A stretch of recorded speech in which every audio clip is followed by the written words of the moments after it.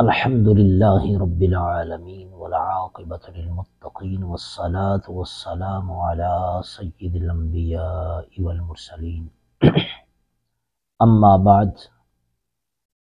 حاضرین گرامی قدر، السلام علیکم ورحمۃ اللہ وبرکاتہ۔ اللہ رب العزت جل وعلا کے فضل و کرم، اس کی توفیق و احسان اور اس کے پیارے محبوب علیہ تحیت و ثنا کی نعلین پاک کے تصدق میں آج بحمد اللہ ہم 36واں لیکچر کا آغاز کرنے والے ہیں۔ نورانی قاعدے کی تتمہ سے آخری تختی جتنے قواعد ہم نے پڑھے ہیں تمام قواعد کا اجرا کریں گے۔ آئیے، اعوذ باللہ من الشیطان الرجیم، بسم اللہ الرحمن الرحیم۔ جزاء، زا کو سختی سے ادا کریں گے اور زا پر مد تین الف کھینچیں گے۔ جزاء، جیم زبر جا، زا زبر الف مد زا، جزاء، حمزہ دو زبر ان، جزاء، حمزہ زبر ال، میم زبر ما، لام کھڑی زبر لا، الملا، یہاں پہ بھی لام کے اوپر کھڑی زبر اور مد متصل ہے، تین الف کھینچیں گے۔ حمزہ سے کاف زبر کا، تا پیش تو، الملائکۃ،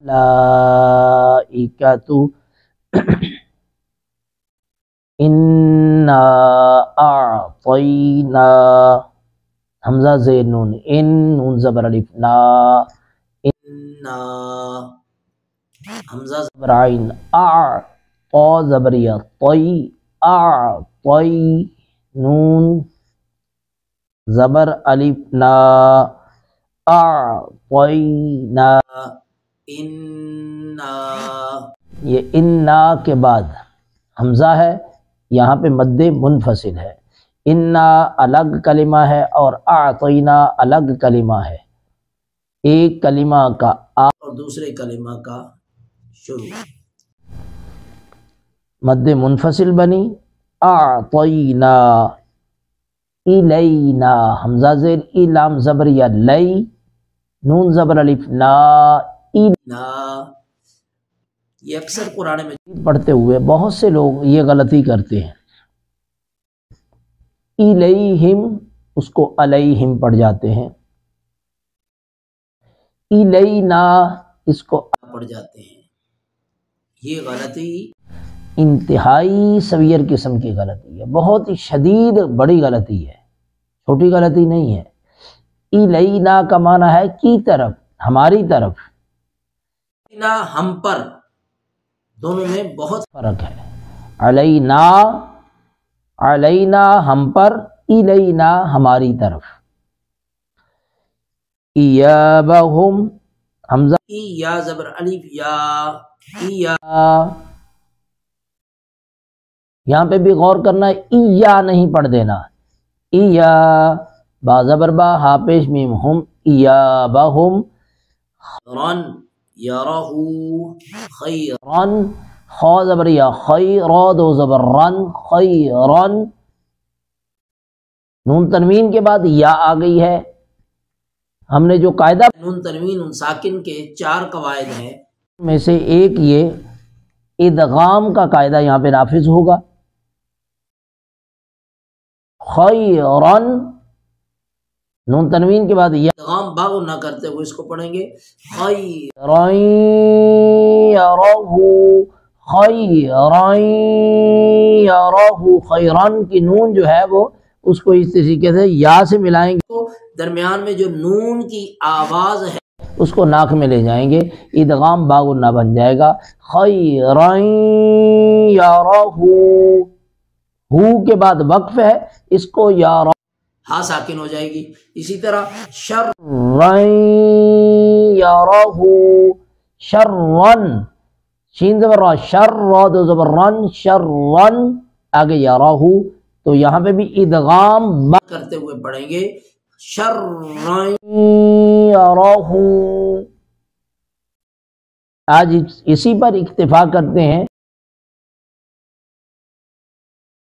آئیے دوسرا سیگمنٹ اس 36ویں لیکچر کا وہ ہے قرآن مجید کی آیات مبارکہ. آج ہم سورہ نازعات کی 27ویں آیہ مبارکہ سے 27ویں آیہ مبارکہ سے ہم اپنے سبق کا آغاز کر رہے ہیں. اعوذ باللہ من الشیطان الرجیم. بسم اللہ الرحمن الرحیم. اانتم اشد خلقا ام السماء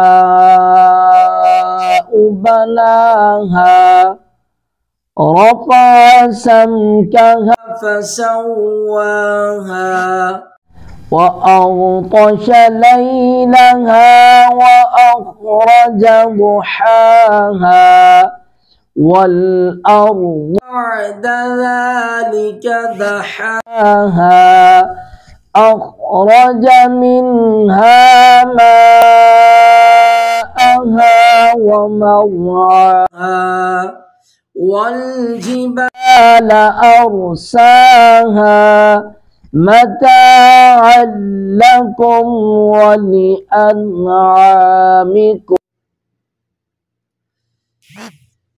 ایک ایک لفظ کو تجویدی قواعد کے ساتھ ہم پڑھتے ہیں. اب ایک ایک لفظ کے ایک ایک حرف کو ہم غور سے دیکھیں.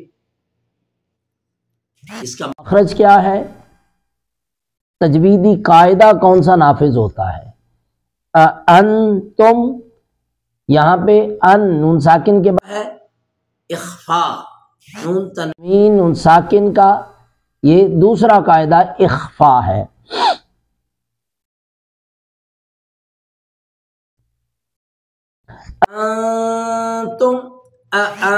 انتم اشد خلقا، خلقن خا کو پر کر کے پڑھیں گے، قوف کو بھی پر کریں گے. تو یہاں پہ نون تنوین کے بعد جب حمزہ آتا ہے تو اظہار کرتے ہیں. یہ بھی قاعدہ ہے اظہار، اخفاء، اقلاب، اخفاء، ادغام، اظہار. یہ ترتیب آگے پیچھے بھی ہوتی ہے. الغرض چار قاعدے جو ہیں ان کو یاد رکھنا لازم ہے. خلقا ام السماء، میم پر مد متصل ہے، 3 الف کھینچیں گے. بناها رفع، رفع را کو پر کر کے پڑھیں گے، عین کو حلق سے رفع سمكها فسواها وأغطش،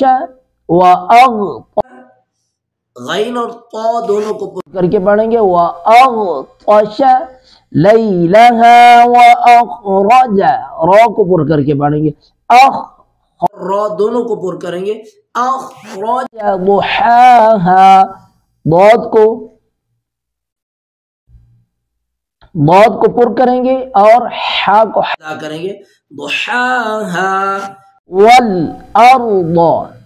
والارض، ضاد کو پر کر کے پڑھیں گے، را کو بھی پر کریں گے.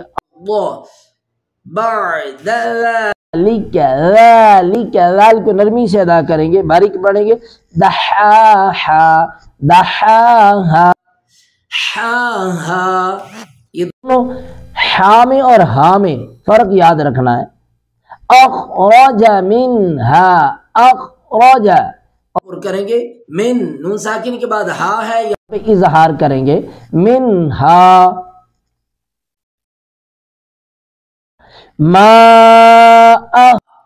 ماءها، میم پر مد متصل ہے، 3 الف کھینچیں گے. ومر، را کو پر کریں گے، عین ادا کریں گے. ومرعاها والجبال ارساها، اور رو کو پر کر کے پڑھیں، سین پر سیٹی کی آواز آئے گی، ارساها متاعا لکم، متاعا لکم، متاعا نون تنوین کے بعد لام ہے، یہاں پہ ادغام بلا گناہ کریں گے، متاعا لکم ولانعامکم، ان نون ساکن کے بعد عین، یہاں پہ بھی اظہار کریں گے، ولانعامکم۔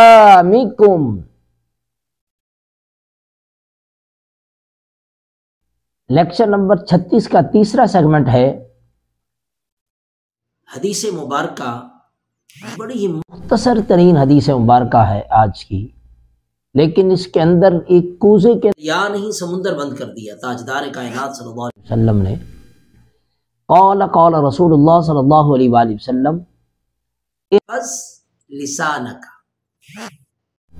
احفظ لسانک، او کما قال النبی صلی اللہ علیہ وسلم، اپنی زبان کی حفاظت کر، اپنی زبان کی حفاظت کر۔ تاجدار کائنات صلی اللہ علیہ وآلہ وسلم نے ایک مجلس میں خواتین کو خطاب کرتے ہوئے فرمایا کہ تم اپنی زبان اور اپنے شوہر، اپنی زبان کی وجہ سے اور اپنے شوہر کی ناشکری کی وجہ سے میں زیادہ دیکھی گئی۔ معراج کی رات آ کر علیہ السلام نے واپس آ کر یہ زبان کے حوالے سے ایک پہ تاجدار کائنات صلی اللہ علیہ وسلم نے تمام انسانوں کے لیے ارشاد فرمایا کہ تم اپنی زبان اور اپنی شرمگاہ کی حفاظت، ضمانت تم دے دو، جنت کی ضمانت مجھ سے لے لو۔ یعنی زبان کی حفاظت انسان کو آسمانوں سے اوپر عرش اولا تک، اللہ کی بارگاہ بے کس پناہ میں اس کے قرب تک پہنچا سکتی، اور زبان اس قرب سے گرا کر تحت الثری کی پستیوں میں انسان کو گرا سکتی ہے۔ کی حفاظت کے حوالے سے بہت کچھ بیان کیا گیا، بہت کچھ بیان کیا گیا۔ انسان کی زبان ہی ہے جو اس کو عزتوں سے نوازتی ہے، اس کو محبتوں سے نوازتی ہے۔ اس کی زبان انسان کے عقل کا آئینہ دار ہوتی ہے، اس کے کردار کا آئینہ دار ہوتی ہے، اور انسان کی زبان ہی ہے جو اس کی ساری عزتیں چھین لیتی ہے، ساری عظمتیں، اس کی ساری دنیا کے اندر اللہ رب العزت کی طرف سے جو عطائیں ہوتی ہیں، جو عزتوں سے جاتا ہے، اس کی توقیر ہوتی ہے، اس کا احترام کیا جاتا ہے، وہ اسی زبان کی وجہ سے سب چھین لیا جاتا ہے۔ عزت ہمیں اپنی زبان کی حفاظت کی توفیق عطا فرمائے۔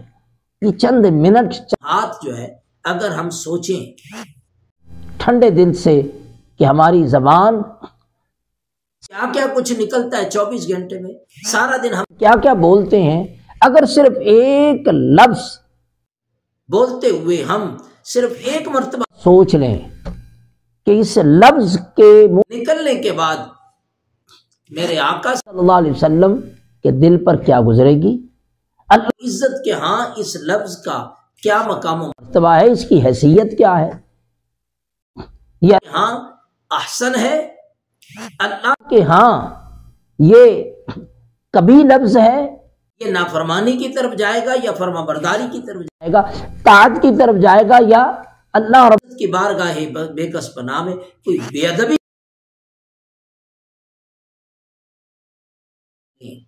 تو انشاءاللہ العزیز ہماری زندگی کی کایا پلٹ سکتی ہے۔ اللہ عزت ہمیں سمجھنے کی توفیق نصیب فرمائے۔ 36ویں لیکچر کا آخری سیگمنٹ ہے، سوال ہے کہ انبیاء علیہ السلام کی ذات پر، ان کے کردار پر یہ جو بنائی جاتی ہے، بہت سے لوگ اس کو بہت اہم سمجھتے ہیں، معلومات حاصل ہوتی ہے، اس سے ہمیں واقعات جو ہیں وہ سمجھ میں آ جاتے ہیں۔ یہ بات یاد رکھ لینی چاہیے، یہ دیکھنا حرام ہے، حرام ہے، حرام ہے۔ کہ سب سے پہلی بات تو یہ ہے کہ یہ جو بنانے والے ہیں وہ قرآن کے واقعات نہیں بناتے، بنانے والے غیر مسلم ہیں۔ یہ بائبل تورات اور انجیل جو ان کی بائبل ہے جس میں ہزاروں لاکھوں آ چکی ہے، بہت ساری چیزیں اس میں بات داخل کی جا چکی ہیں، جھوٹ اور سچ کا وہ الباس ہو چکا ہوا ہے، مکس ہو چکا ہوا ہے۔ ایک تو وہ ان چیزوں کو سامنے رکھتے ہوئے یہ موویز بنائی جا رہی ہیں، دوسری بات جو ان انبیاء علیہ الصلوۃ والسلام کا کردار پیش کرتے ہیں وہ کون لوگ ہیں، کتنے ناپاک اور کس طرح لوگ ہیں، اس لوگ کتنی مقدس ہستیوں کا کردار پیش کریں، اس یہاں تک کہ بعض انبیاء علیہ الصلوۃ والسلام کو معاذ اللہ استغفر اللہ زنا کر دکھایا گیا، زانی مقرر کر دیا گیا، معاذ اللہ استغفر اللہ، نقل کفر نہ۔